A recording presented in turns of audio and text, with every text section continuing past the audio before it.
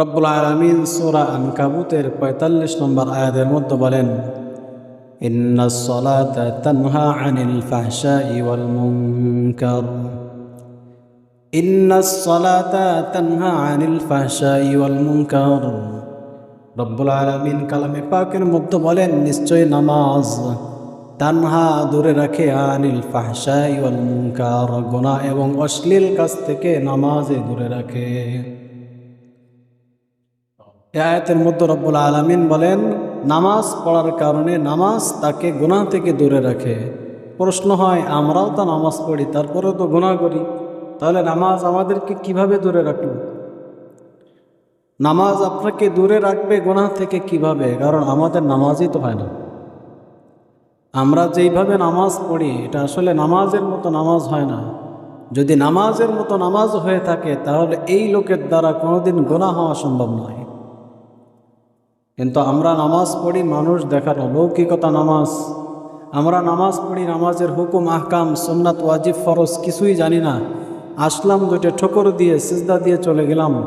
নামাজের আগের সুন্নাতও পড়ি না, পরে সুন্নাতও পড়ি না। আজকের জুমার দিন দেখবেন অনেক ভাইয়েরা, অনেক মুসলমান, তারা জুমার মাত্র 2 রাকাত নামাজ পড়তে মসজিদে আসেছে। একটা সপ্তাহ পরে মাত্র আসবে কখন? ঠিকই খুতবার আগ মুহূর্তে এসে 2টা সিজদা দিয়ে বাস দোয়া করার আগেই ভেঙে যায়। এই নামাজ আপনাকে কিভাবে গুনাহ থেকে ফেরায় রাখবে? নামাজই যে হবে আজানের সাথে সাথে তার একটা প্রস্তুতি শুরু হয়ে যাবে। আজানের সাথে সাথে তার গায়ের মতো জ্বালা পোড়া শুরু হয়ে যাবে। কখন মসজিদে যাব, কখন মসজিদে যে আগে সুন্নাত নামাজ নফল নামাজ আদায় করব, এটা যে নামাজই তার এই চিন্তাই থাকা উচিত।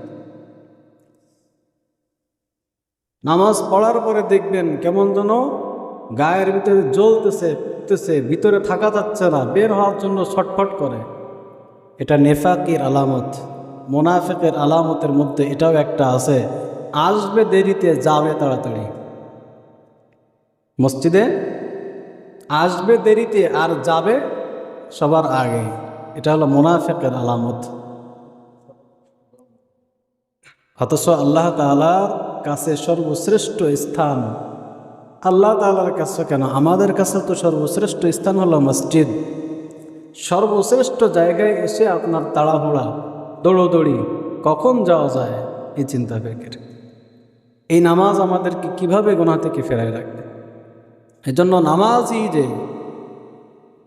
কলবুন মুআল্লাকুন বিল মাসাজিদ, তার অন্তরটা সবসময় মসজিদের সাথে লেগে থাকবে।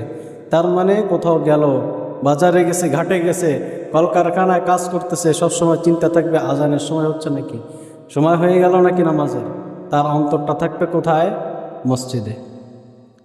এমনটা হলে নামাজ আমাদেরকে গুনাহ থেকে ফেরায় রাখতে পারবে। আল্লাহ তাআলা আমাদের সেরকম নামাজ পড়ার তৌফিক দান করেন, বলেন আমিন। রব্বুল আলামিন অপর আয়াতের মধ্যে বলেন, ইয়া আইয়ুহাল্লাযীনা আমানু ইসতাঈনু বিস-সাবরি ওয়াস-সালাহ।